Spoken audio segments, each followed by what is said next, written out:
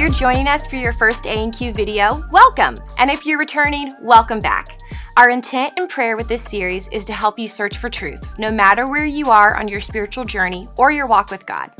In this video, we are diving into a question that will help us take another step into understanding God's design for this world.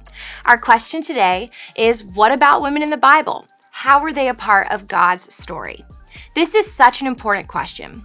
Something we should establish first is that when Jesus walked this earth, we see how he always added value to individuals and their earthly lives. Unequivocally, Jesus values people. However, we also need to acknowledge the difficult, unsettling, and sometimes offensive aspects of how women were treated during the first century. But hear me, this was never God's plan. I think most people really struggle with differentiating between God's will and near ancient East culture, what it was like for women, for children, for the marginalized. So we're absolutely acknowledging the cultural context, and yet we're going to explore how Jesus treated women, how he refused to bow down to the culture and treat women as less than. I believe the Bible paints a picture of how God is using all of creation to tell his great story of redemption for this world. But because of sin, some people have chosen to build walls, to devalue gifts and the leadership gifts of others, and treat women as second-class citizens. And that is simply not God's way. When we devalue a human, it is destructive, and it leads to devastating consequences. History confirms this. Jesus lived and died for each and every single human being. The first book of the Bible, Genesis, it says we are all created in the image of God, men, women, and children. We are all included in that. Women have inherent value because they are made in the image of God, the Imago Dei.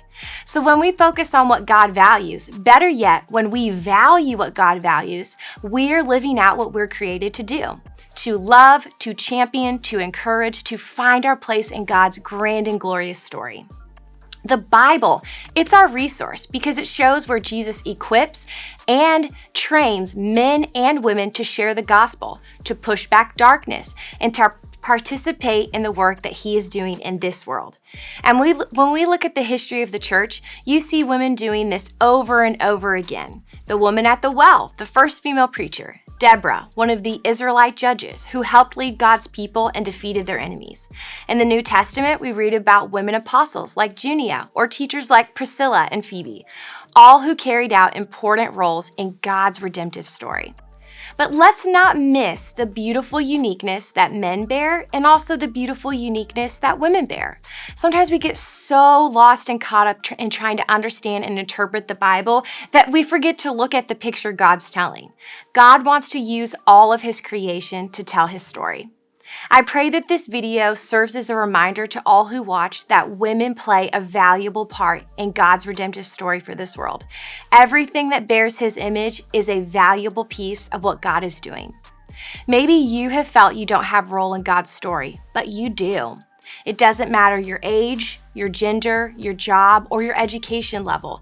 God is calling you to follow him. And this is the good news of the gospel. Because of Jesus, we have an opportunity to be a part of God's kingdom. So yes, there were women in the Bible and they were absolutely included in God's plan for this world. And the same is true today. There's so much more we could keep talking about, but for now, I just want to say thank you for tuning in. It's a great honor to have these conversations with you. As always, if you have any questions or comments, we'd love to hear from you. Subscribe to this channel to stay updated on the new videos, and we'll talk again soon.